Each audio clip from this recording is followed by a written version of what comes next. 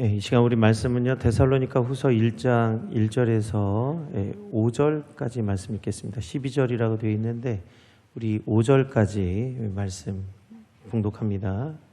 1장 1절에서 1장 5절 말씀까지 함께 교독하겠습니다. 바울과 실로아노와 디모데는 하나님 우리 아버지와 주 예수 그리스도 안에 있는 데살로니가인의 교회에 편지하노니, 하나님 아버지와 주 예수 그리스도로부터 은혜와 평강이 너에게 있을지어다. 형제들아, 우리가 너희를 위하여 항상 하나님께 감사할지니 이것이 당연함은 너희의 믿음이 더욱 자라고 너희가 다 각기 서로 사랑함이 풍성함이니. 그러므로 너희가 견디고 있는 모든 박해와 환난 중에서 너희 인내와 믿음으로 말미암아 하나님의 여러 교회에서 우리가 친히 자랑하노라. 이는 하나님의 공의로운 심판의 표요 너희로 하여금 하나님의 나라에 합당한 자로 여김을 받게 하려 함이니 그 나라를 위하여 너희가 또한 고난을 받느니라. 아멘. 네, 오늘 바울의 사역, 바울이 쓴 편지 두 번째 편지인데, 우리 바울의 사역의 특징 중에 하나는 복음을 편지로 전달하는 것입니다.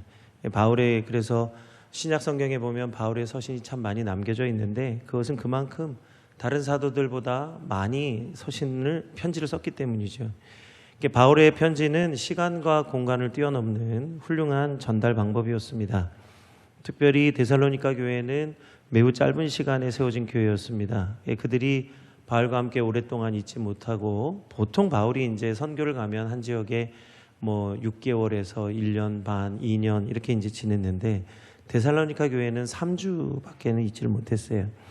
그러다 보니까 이들이 매우 짧은 만남과 배움 속에 있었지만 진실하게 주님을 믿고 그 믿음 때문에 고난을 받았습니다.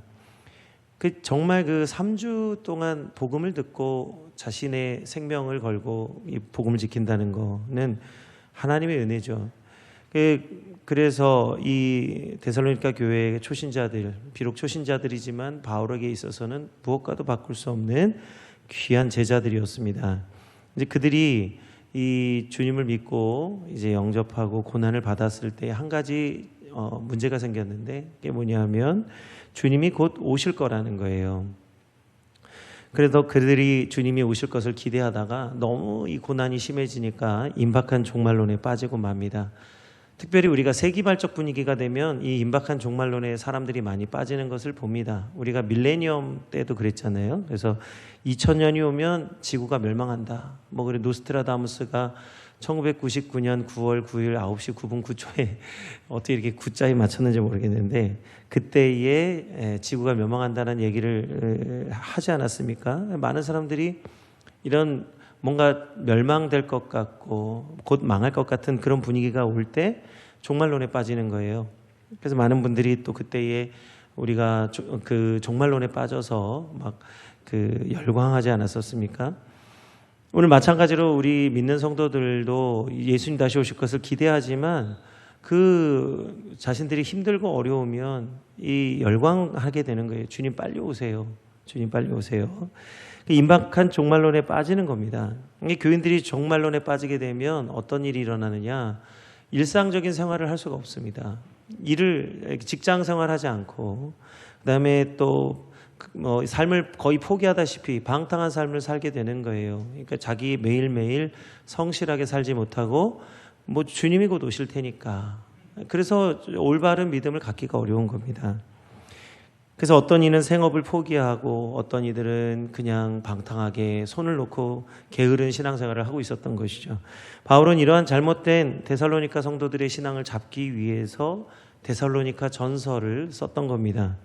그런데 얼마 못 가서 또다시 편지를 보냈어요. 데살로니가 후서. 오늘 우리가 이제 함께 말씀을 읽은 데살로니가 후서의 말씀은 이 전서를 쓰고 얼마 지나지 않아서 쓴 편지입니다.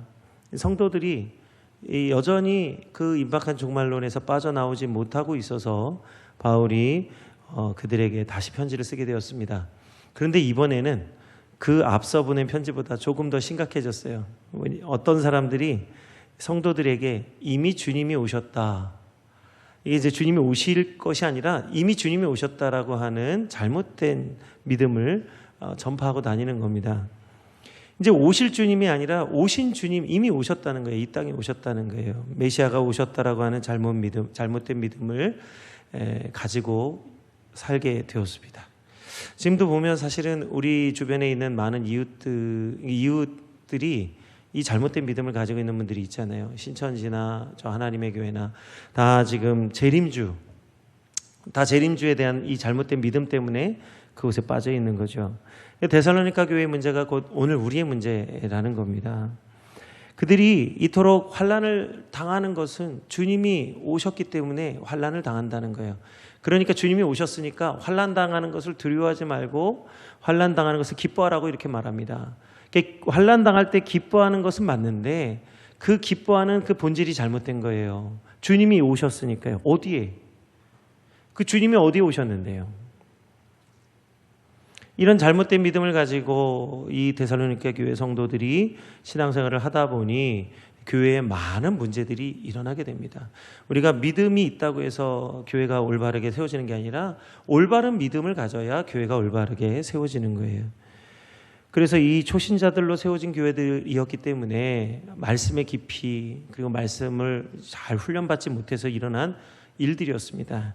그러다 보니까 바울이 오늘 이제 이 편지를 쓰면서 믿음의 본질에 대해서 다시 한번 굉장히 중요한 이야기들을 오늘 말씀하고 있습니다. 첫 번째, 우리 1절의 말씀을 함께 봉독해 보겠습니다.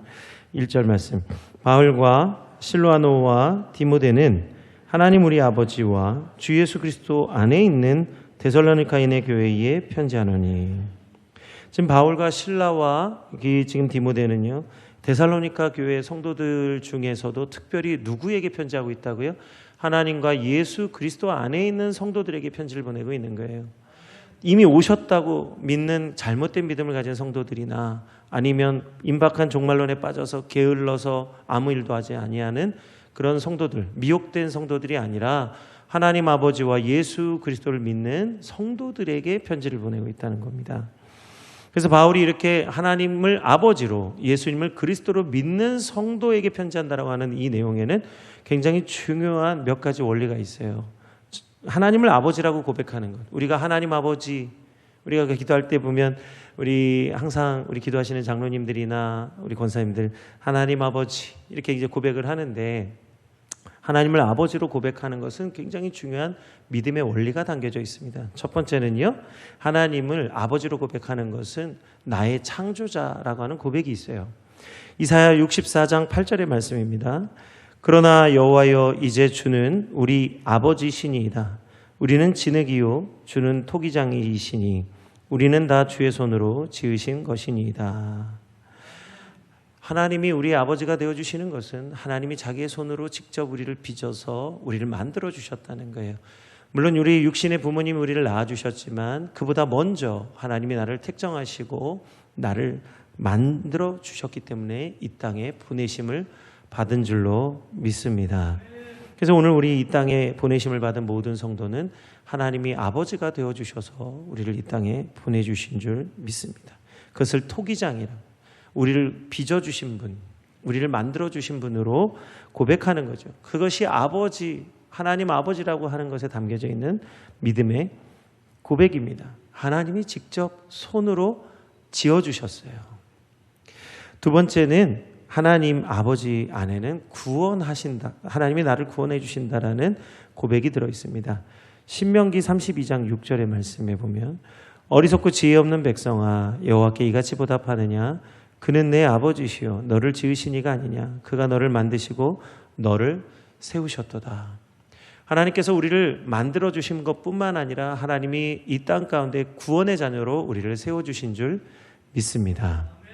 그리고 또한 야고보서 1장 18절에도 그와 같은 말씀이 있는데 그가 그 피조물 중에 우리로 한 첫 열매가 되게 하시려고 자기의 뜻을 따라 진리의 말씀으로 우리를 낳으셨느니라 라고 말씀하고 있어요.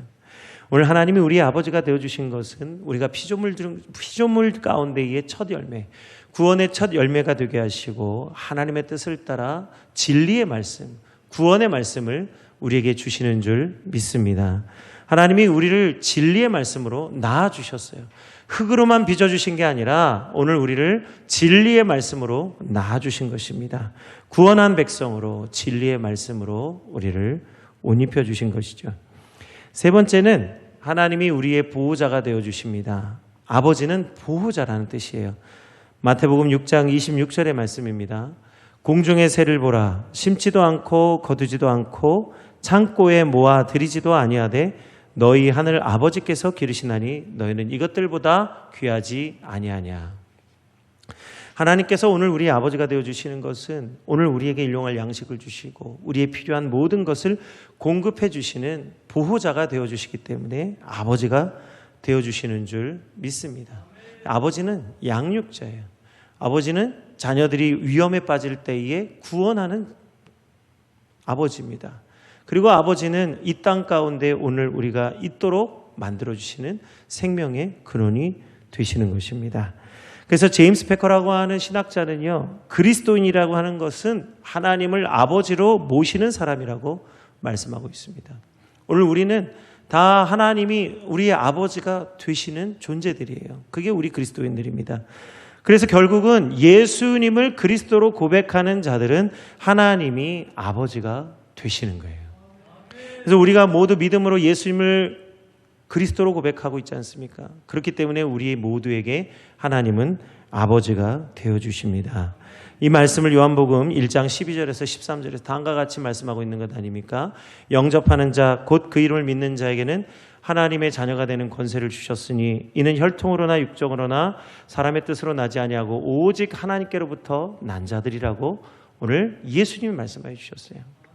오늘 우리가 예수 그리스도의 이름을 영접하고 그 이름을 믿는데 그것은 우리의 육신이나 혈통을 따라서 믿는 것이 아니라 오직 하나님으로부터 난 자들이기 때문에 오늘 우리가 믿는 자들이 된 줄 믿습니다. 하나님이 우리의 아버지가 되어주시는 거예요. 그래서 모든 그리스도인들이 고백하는 이 믿음, 하나님이 아버지라고 하는 이 믿음은 모든 성도들이 하나가 되는 믿음의 고백입니다. 그래서 그리스도인들만이 하나님을 아버지라고 고백하는 그리스도인들만이 이 땅에서 누리는 것이 있는데 그것이 오늘 1장 2절의 말씀입니다. 우리 함께 봉독하겠습니다. 하나님 아버지와 주 예수 그리스도로부터 은혜와 평강이 너희에게 있을지어다. 아멘. 하나님이 아버지가 되어주시고 예수님이 그리스도가 되어주시는 성도들에게는 은혜와 평강이 항상 있을 줄 믿습니다.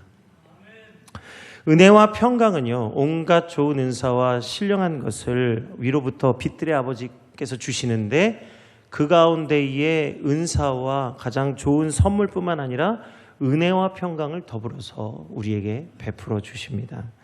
하나님은 우리에게 은혜와 평강을 주시는데 이것을 돈 없이 값 없이 우리가 가질 수 있도록 베풀어 주시는 거예요.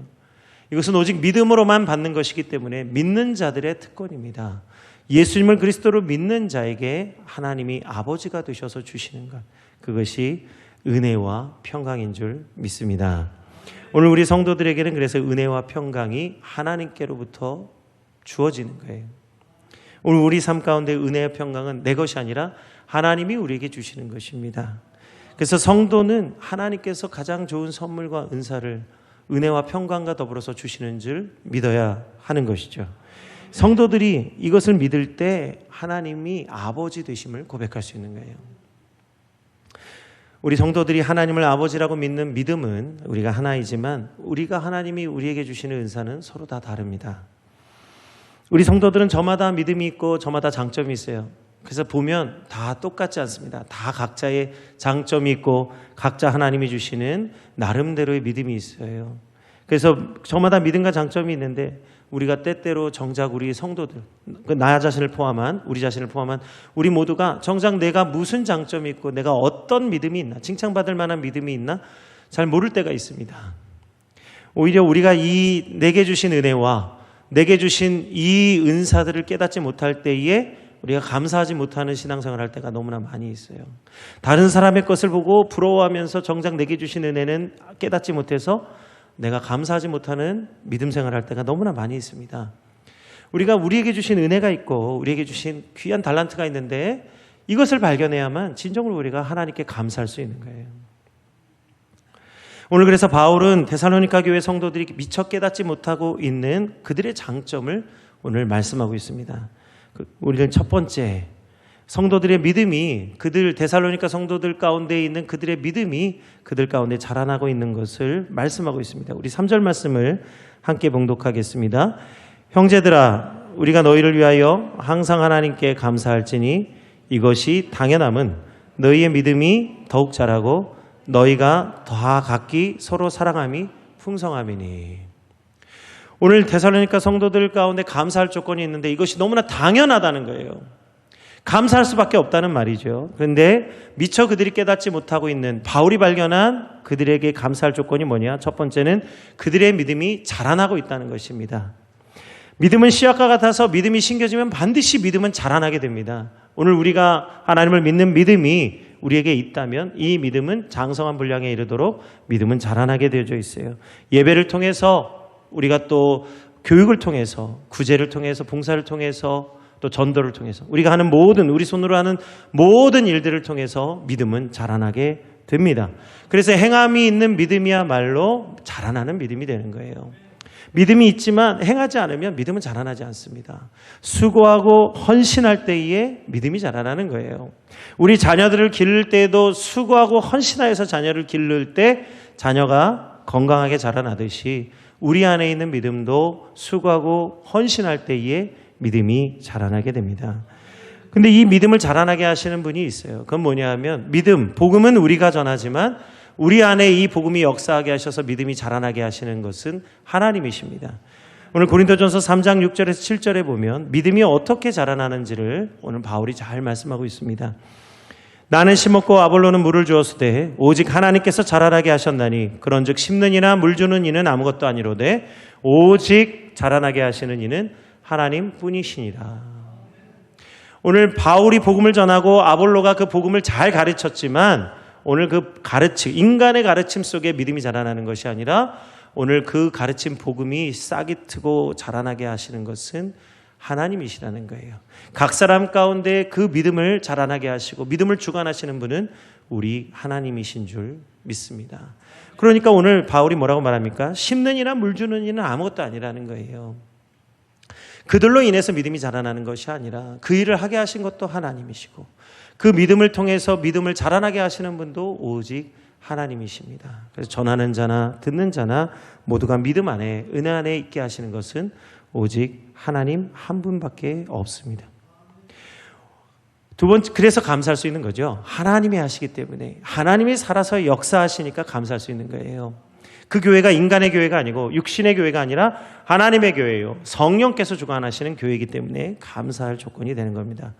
두 번째 감사의 이유는 그 데살로니가 교회 성도들 가운데 풍성한 사랑이 맺혀졌기 때문입니다. 오늘 아까 3절 말씀 말미에 보면 너희가 다 각기 서로 사랑함이 풍성하다라고 고백하고 있어요.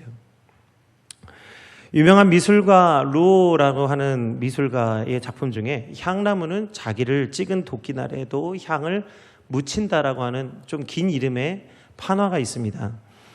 이 향나무가 자신을 찍어대는 도끼날에 오히려 자신의 향을 묻힌다 해서 이름 붙여진 작품입니다. 뭘 말씀하고자 하는지 아시겠지요? 향이 나는 사람, 향기가 나는 사람은 자기를 아프게 하고 자기를 찌르는 그것을 향하여서 자신의 향기를 뿜는다는 거예요. 오늘 사랑의 원자탄이라고 하는 손양원 목사님이 있습니다. 이 손양원 목사님은 자기의 두 아들을 죽인 그 인민군, 공산당이죠. 이 공산당원을 양자로 삼았습니다. 그리고 그를 사랑으로 받아들였습니다. 지금 여러 가지 얘기들이 들리는데 그건 다 중요한 얘기들이 아니에요. 손영원 목사님에 대한 여러 가지 후문들을 자꾸 얘기하는데 참 요즘 보면 아까 우리 장로님도 기도하셨지만 올바른 것을 판단하지 못하도록 너무나 제도적으로 정치적으로 많은 것들을 호도하는 것들이 있어요. 그러다 보니까 우리 성도들이 진리와 올바른 의를 발견하지 못하고 시류에 휩쓸릴 수가 있습니다. 이 시대적 저항이 있어요. 우리 금요기도회 때 시대적 저항, 기도하는 사람에게는 시대적 저항이 있다고 했는데 시대가 주는 저항이 있습니다. 여기에 휩쓸려서는 안 되는 것이 기도하는 사람은 시대적 저항을 뚫고 나가야 되는 거예요. 그래서 우리에게 믿음으로 도전되어지는 모든 것들을 기도로 승리하셔야 될 줄 믿습니다.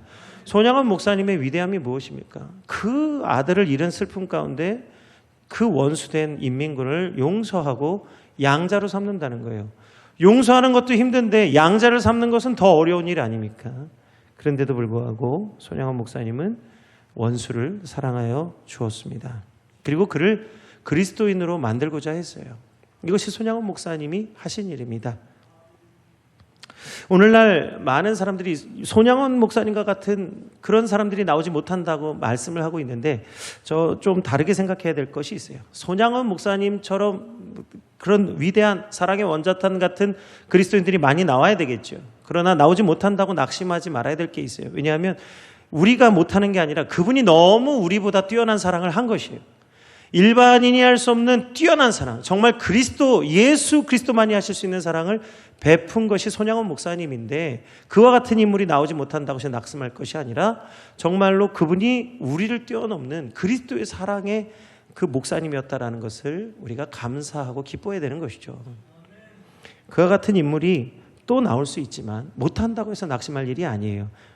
말하고자 하는 것은 뭐냐면 그분이 너무 뛰어난 사랑을 했다는 것이죠. 그러나 오늘 우리가 그 손양원 목사님처럼 그렇게 사랑할 수는 없을지라도 오늘 우리가 서로 믿음으로 섬기고 헌신하고 성도를 아끼고 사랑하다 보면 점점 더 참된 그리스도인으로 변화되어져 갈 줄 믿습니다. 작은 것이라도요, 사랑의 실천과 하나님을 믿는 믿음으로 우리가 하나님 앞에 바로 서기를 힘쓸수록 우리의 믿음이 하나님께서 더욱 믿음을 자라나게 하시고 하나님께서 우리를 굳건하게 해 주실 줄 믿습니다. 왜요? 하나님이 아버지이시기 때문이에요.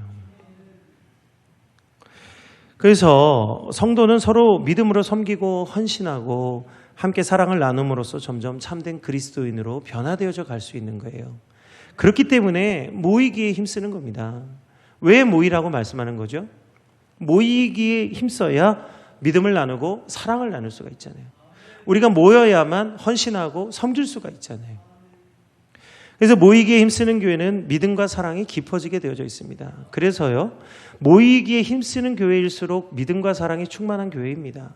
모이지를 못하는 교회일수록 믿음과 사랑이 식어져 가는 것을 보게 됩니다. 오늘 이때야말로 모이는 교회일수록 하나님 앞에서 믿음과 사랑을 잘 지키는 교회가 될 줄 믿습니다. 수많은 이슈들이 있어요. 모이지 말아야 된다는 얘기들과 모이지 않아도 예배 드릴 수 있다는 여러 이슈들과 얘기들이 있습니다. 그러나 그것이 중요한 게 아니에요. 인간의 어떤 생각과 어떤 판단과 지혜가 필요한 게 아니에요. 어떤 철학적인 얘기가 필요한 게 아니에요. 하나님의 말씀은 하나님 말씀 분명합니다. 하나님을 사랑하면 함께 성도가 연합하는 일이 일어나게 되어져 있어요. 다른 어떤 철학적인 이야기가 필요한 게 아닙니다. 하나님을 사랑하면 모이기에 힘쓰게 되어져 있는 것입니다. 바울이 발견한 감사의 제목들, 곧 데살로니가 교회가 환난과 핍박을 받지만 그들이 믿음을 지키고 사랑의 풍성함으로 성도들이 항상 모이며 함께 은혜를 나누는 교회가 되었어요. 바울이 발견한 이런 감사의 제목들이 어떻게 되느냐? 우리가 감사할 수 있어야, 그래야 우리가 자랑하는 사람이 되는 거예요. 우리 입술에서 예수님을 자랑하고 우리 교회를 자랑하려면 어떻게 해야 되느냐? 감사하는 사람이 되어야 된다는 거예요. 먼저 우리가 감사해야만 우리가 자랑하는 사람들이 될 수 있습니다. 우리 감사하는 성도는요, 주님을 자랑하고 우리 몸된 교회를 자랑하게 됩니다. 우리가 우리 교회를 어떻게 자랑할 수 있어요?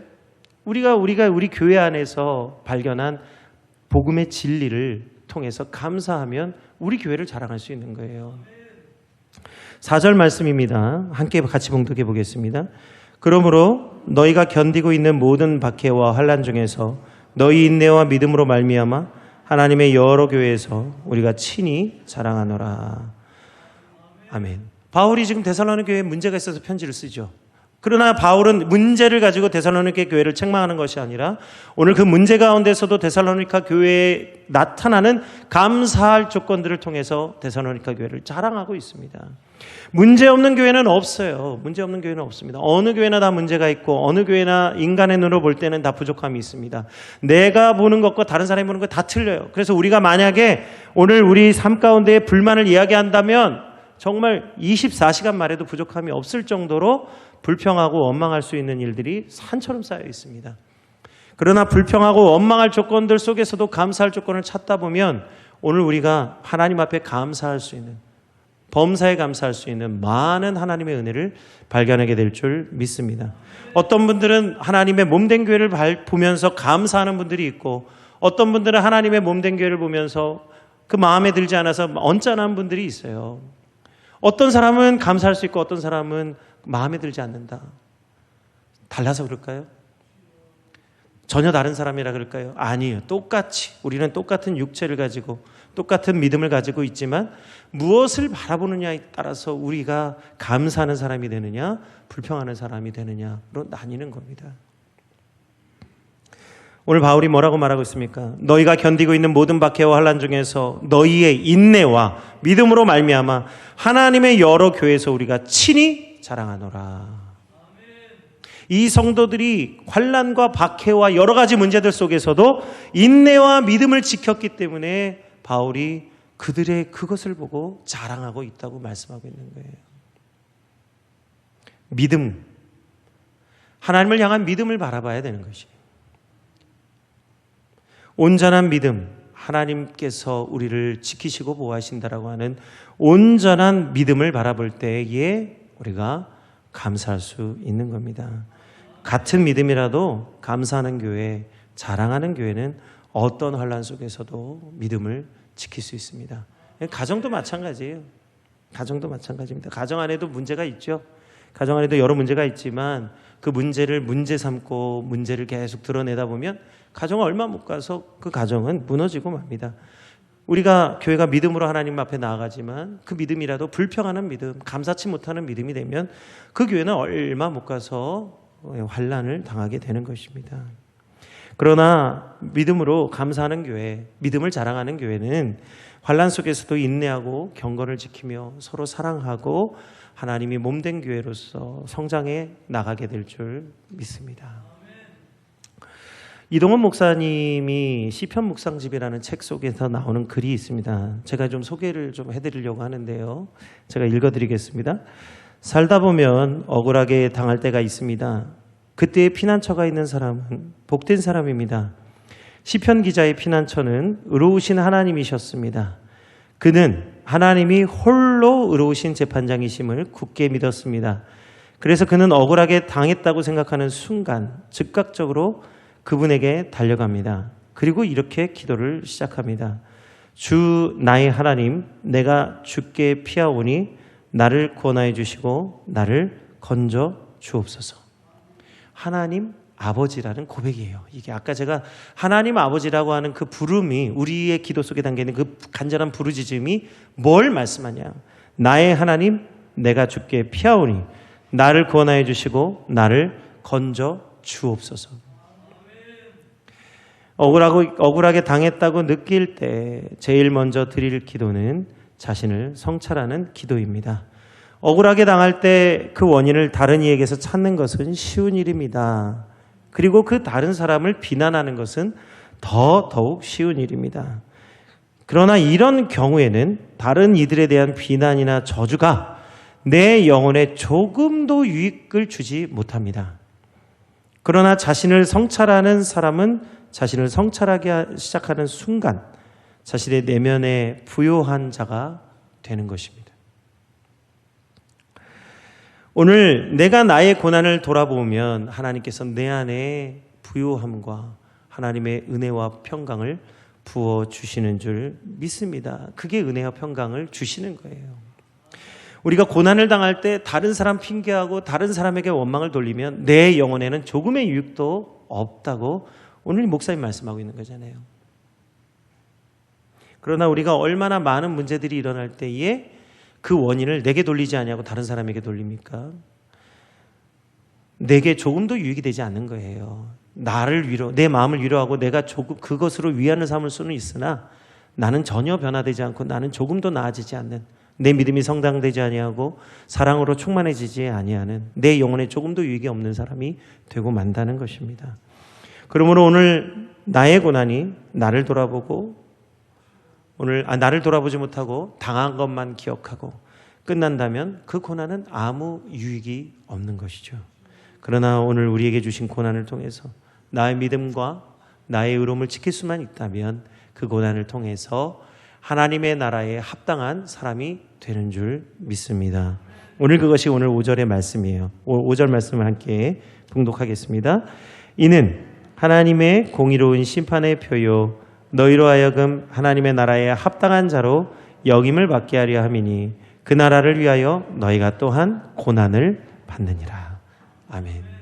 우리가 고난을 받아도 즐거워할 수 있는 것은 그 고난을 통해서 하나님의 의로우신 심판의 표가 나타나고 너희로 하여금 우리로 하여금 하나님의 나라에 합당한 자가 되게 하신다는 거예요.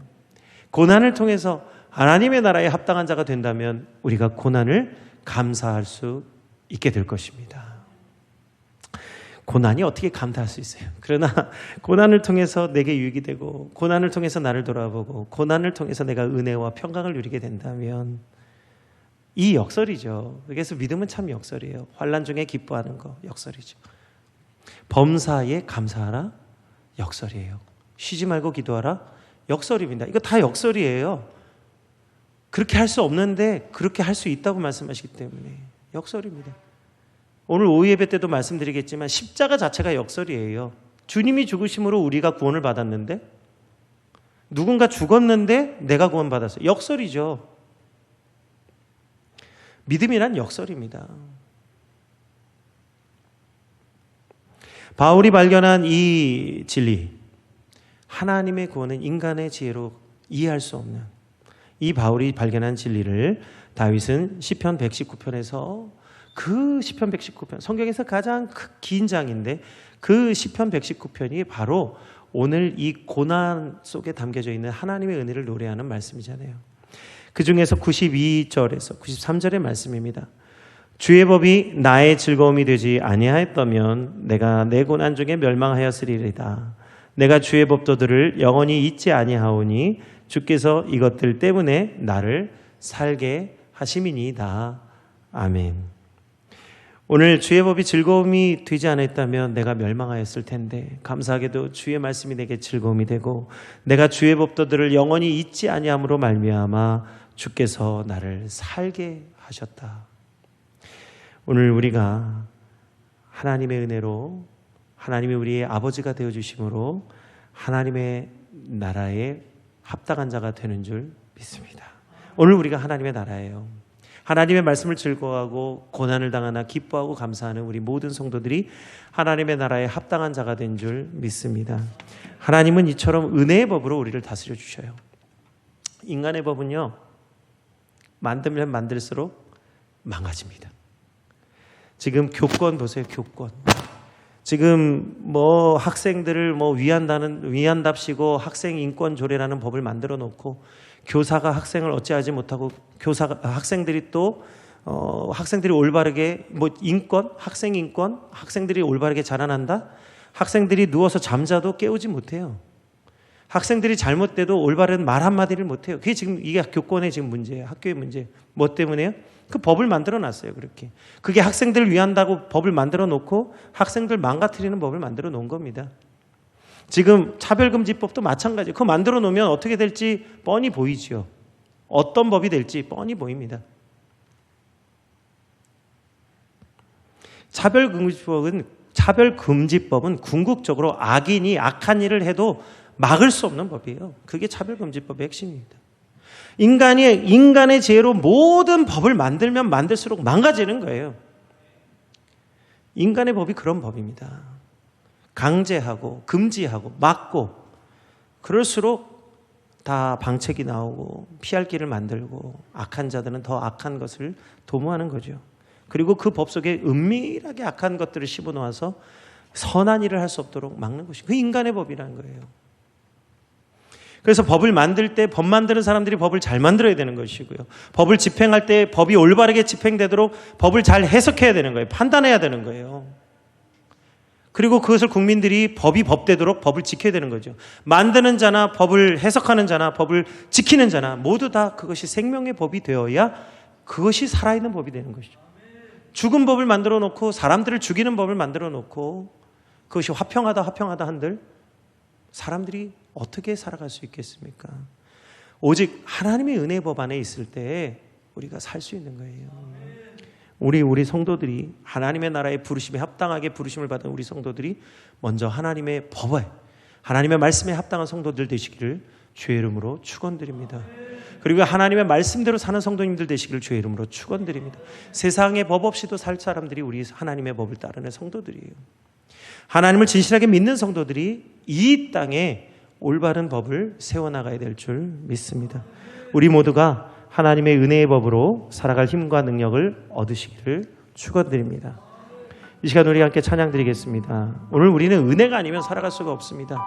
우리가 제도와 법과 어떤 무엇으로 살아가는 게 아니에요. 하나님의 은혜가 없으면 정말 살아갈 수 없습니다. 이거 깨달으셔야 돼요. 은혜 없으면 하루도 살 수 없습니다. 우리가 병상 중에도 하나님이 부르시는 그때에도 하나님의 은혜를 주셔야 하면 우리가 하나님 부르시는 그 최후의 순간에도 우리가 살 수 있는 겁니다. 오직 나의 모든 호흡, 나의 모든 생명 주님의 것이니 세상의 평안과 위로를 구하는 것이 아니라 오직 예수님이 주시는 은혜와 평안을 누리기를 우리 함께 찬양하겠습니다.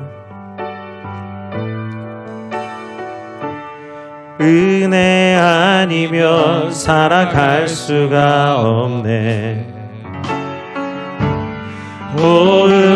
호흡마저도 다 주의 것이니 세상 평안과 위로 내게 없어도 예수, 오직 예수뿐이네. 다시 한번 은혜 아니면 살아갈 수가 없네. 은혜 아니면 살아갈 수가 없네. 호흡마저도 다 주의 것이니 세상 평안과 위로 내게 없어도 예수, 오직 예수뿐이네.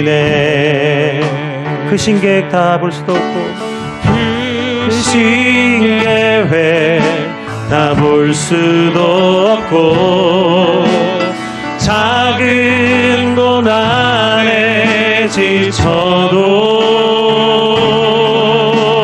주께 묶인 나의 모든 삶 버티고 경계하시네. 크신 계획 다 볼 수도 없고 크신 계획 다 볼 수도 없고 작은 고난에 지쳐도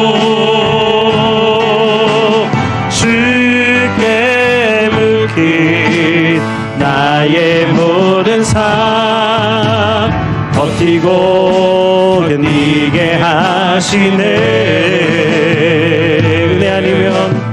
은혜 아니면 살아갈 수가 없네. 나의 모든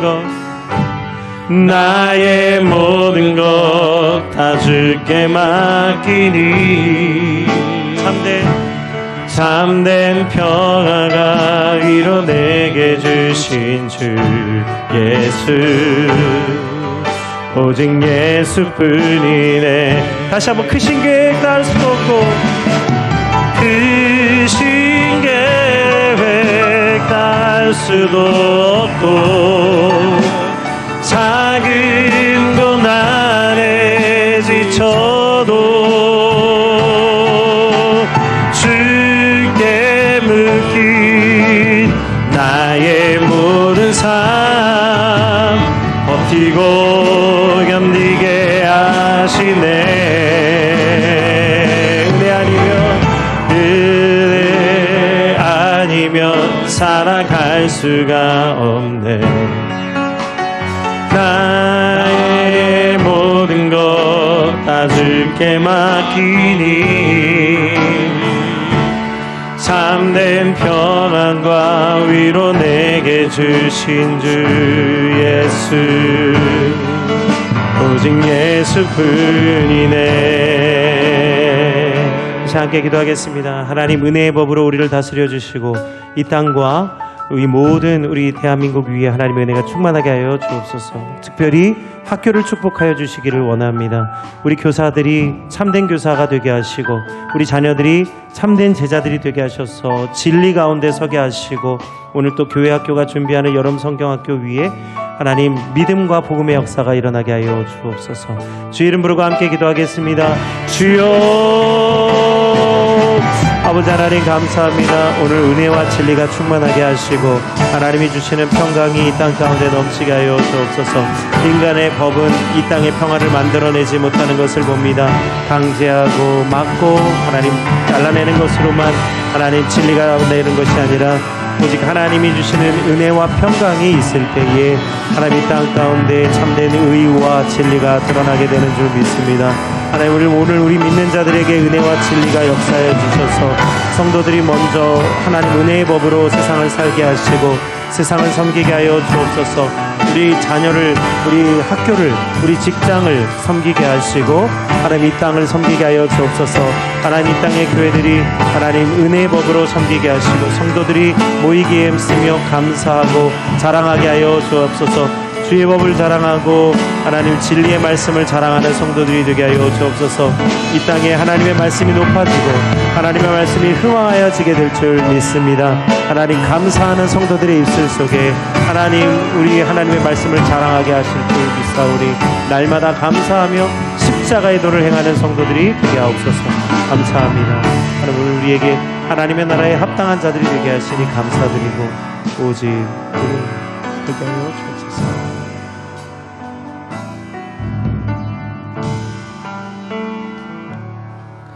하나님 감사합니다. 오직 하나님의 나라에 합당한 자가 되게 하시고 하나님 아버지와 주 예수 그리스도 안에서 의와 평강을 누리는 모든 성도들이 되게 하여 주옵소서. 하나님 특별히 우리나라의 학교들을 지켜주시고 하나님 우리 선생님들과 학생들이 하나님 진리 안에서 건강하고 서로 사랑하는 하나님 학교가 되게 하여 주옵소서. 하나님 이 땅을 고쳐주시고 변화시켜 주옵소서. 슬픔을 당한 자들을 위로하여 주시고 미래와 소망을 주실 줄 믿습니다. 감사드리며 예수님의 이름으로 기도드립니다. 아멘.